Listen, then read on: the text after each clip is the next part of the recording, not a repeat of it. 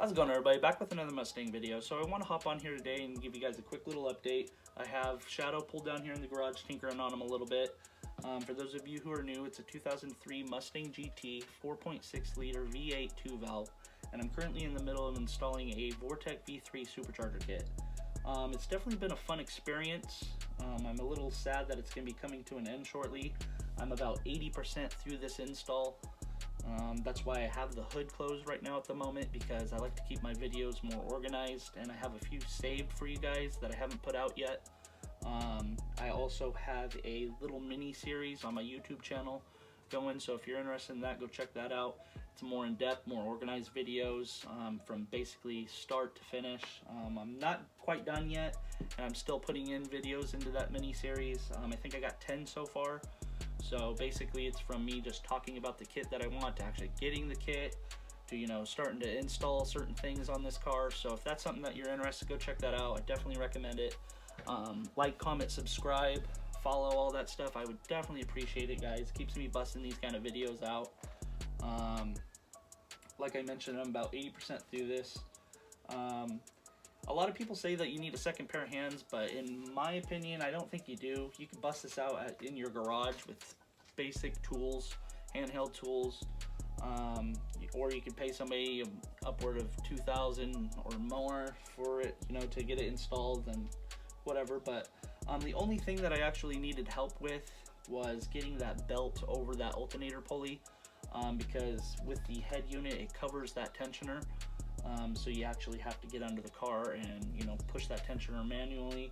And then I had my wife help and put that belt over the top of that alternator pulley, and that's quite about it. That's all I needed a second pair of hands for. A second pair of hands, I mean, if you have it, cool, you can bust it out quick. But I like to keep it, you know, keeping this going, and, you know, I gotta film it at the same time, give you guys updates, stuff like that. So it's been a fun experience, all of it. You know, just busting out certain things here and there. Also, what I want to mention is the kit comes with this little instructions pamphlet or book, whatever you want to call it. In my opinion, it wasn't really that useful. The only thing that I actually used this for was the mounting bracket, mounting the bracket to the head unit itself, with all the bolts and stuff like that. And as you can see, all these pages I just did not use because it's all over the place. Literally, like, you'll have to read ahead on certain things and go back on, you know, so it just a little bit better would be, in my opinion. But also rerouting the new belt, because it comes with a longer belt, because you got to take your stock pulleys off, use their pulleys, and, you know, relocate them and stuff like that. So that was helpful. But what I mainly ended up doing was going and watching some other channels, more in-depth videos and stuff like that. That was very helpful. You know, you could go back and rewind and all that stuff, so that was definitely helpful. My videos are more giving updates and stuff like that, and, you know, about the car and stuff like that. But one channel that stuck out to me, and, you know, I'm a subscriber now and I follow his journey and stuff like that, and it's definitely interesting, and I definitely recommend going to check it out. So big shout out to DBP. It's Derek Barron Productions. He's got a 99 New Edge Mustang, I believe. It's blue 2-valve, and I definitely recommend it. I think he started his channel about 7-8 years ago, and he's been just grinding. So definitely shout out to him. I'll link him down. So yeah, his video on the install was very helpful. I watched it like 5 times, and, you know, it's more in depth. So definitely, if you're putting this kit together, go check that out, because it definitely was helpful. So yeah, like I mentioned, I'm about 80% through this build, and I'm a little sad about it. I'm a little nervous and excited at the same time about that first startup. I'm gonna film that so we can, you know, experience that together. So I'm a little nervous and excited at the same time. But another thing that I have to mention is, one thing that I have to buy still is the MAF sensor, because you can't use your, this is an 80mm MAF that it comes with, you know, with the car, it's stock. So you got to get rid of that. So what I'm going with is an SCT BA 2600, I believe. I think it maxes out, don't quote me, about 650 horsepower to the wheels. So that will be plenty of, you know, power of what I need for that MAF to, you know, put out. Because I hear that if you use this stock MAF, you're going to be pegging out around 5,500, and it's just, yeah. I just recommend getting a new MAF right out of the gate, so you don't got to go back and get it dynoed a second time, waste a bunch of money and time and stuff like that. So just do it right the first time. So yeah, I'm going to be getting that. I still got to get that MAF.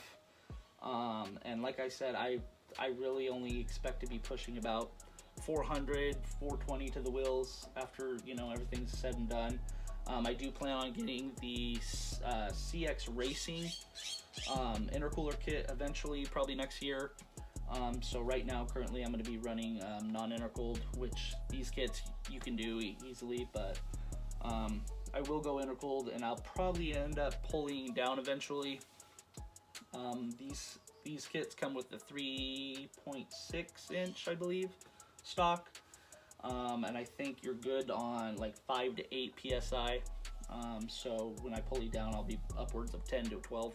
So I do plan on doing all that. If I can push, fingers crossed, if I can push around 370 to the wheels, non-intercooled, that'd be cool. But like I said, all said and done, at the end of the day, 420, 400, I'll be happy with. That's really all I plan on going with stock internals and safely and all that stuff. So I know I got to keep it under 450 torque.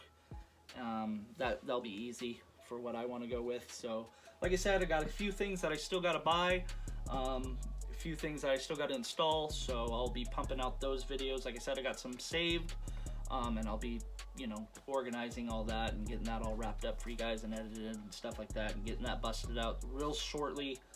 Just be patient with me, guys. I'm definitely busting it out as much as I can, you know. Anyways, so yeah, that's it for Shadow today. I'm gonna work on him a little bit, get a couple more videos going for you guys. So yeah, I think this rant is pretty much over with. I've been pretty much ranting on about certain things, but I like to keep you guys updated. I don't like to just go silent for a while, so figured I'd bust out a video, and why not. So hopefully you guys have a good day, and thanks for watching.